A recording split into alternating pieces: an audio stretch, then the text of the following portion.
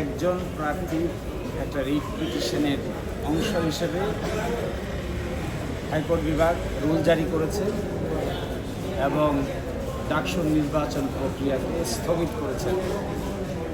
আমরা in the mean time বিশ্ববিদ্যালয় কর্তৃপক্ষের সঙ্গে কথা বলেছি এবং ডিসাইড করেছি যে এই আদেশের বিরুদ্ধে দ্রুততম সময়ের মধ্যে আমরা চেম্বার জজের আদালতে স্টেজে আপিল মামলা দায়ের করব। আমাদের যতটুকু অভিজ্ঞতা আছে, যেহেতু পিটিশনার তার পিটিশনে ডাকসুর নির্বাচন স্থগিত চান নাই, না চাওয়া সত্ত্বেও হাইকোর্ট বিভাগ ডাকসুর নির্বাচন স্থগিত করেছেন। এটা অনেকটা নজিরবিহীন। অনেক প্রস্তুতি শেষ হয়ে গেছে। আমরা ফাইনাল ক্যান্ডিডেট ঘোষণা করেছি 26 তারিখ, তারপরেও আরও 5 দিন চলে গেছে। এই প্রেক্ষিতে এই নির্বাচন প্রক্রিয়াটা স্থগিত করাটা বিশ্ববিদ্যালয় কর্তৃপক্ষ মনে করছে যে এর মাধ্যমে নির্বাচন প্রক্রিয়াটা যদি স্থগিত থাকে তাহলে ছাত্রদের মধ্যে প্রতিক্রিয়া তৈরি হতে পারে। এই জন্যই ইন দ্য মিন টাইম আমরা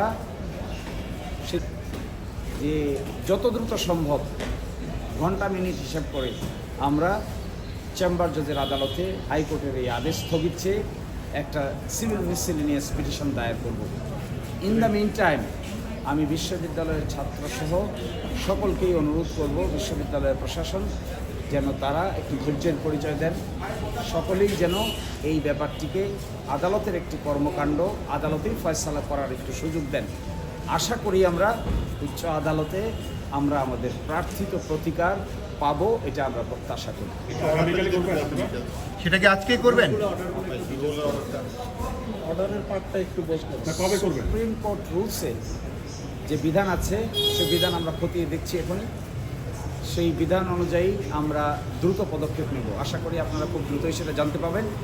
ইতিমধ্যে we have started the process এবং এই প্রসেসটা কমপ্লিট করতে যত সময় লাগবে এই সময়ের ভিতরেই আমরা চেম্বার জজের আদালতে গিয়ে হাজির হব, কনসিডারিং ইটস ন্যাশনাল ইম্পর্টেন্স। এই বিষয়টা জাতীয়ভাবে গুরুত্বপূর্ণ, সেই জন্য আমরা 1 মিনিটও কাল ক্ষেপণ করতে চাই না। আজকেই যাবেন? আমরা বলছি যে হাইকোর্ট সুপ্রিম কোর্ট রুলসে একটা প্রসেস আছে, এই প্রসেসটা যদি সম্পন্ন করতে পারি তাহলে যাব, যদি সম্পন্ন করতে সময় লাগে তাহলে কালকে যাব। ঢাকা বিশ্ববিদ্যালয় কর্তৃপক্ষ কি মনে করে যে এই আদেশটি সঠিক হয়নি?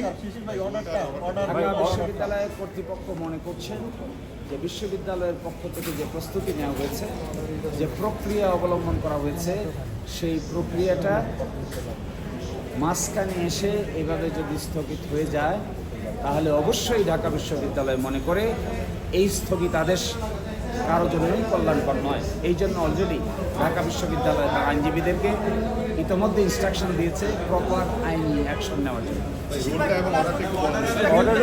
অর্ডার দিয়েছে, নির্দেশনা কিছু দিয়েছে, সেটা একটু বলেন। পিটিশনারের আইনজীবীর কাছ থেকে আপনারা সেটা শুনবেন। শিশির ভাই, we will challenge the order. এবং মূল অর্ডারটা হলো এখানে নির্বাচন স্থগিত হয়ে যাওয়া, ইলেকশন প্রসেস স্থগিত হয়ে যাওয়া 30শে অক্টোবর পর্যন্ত।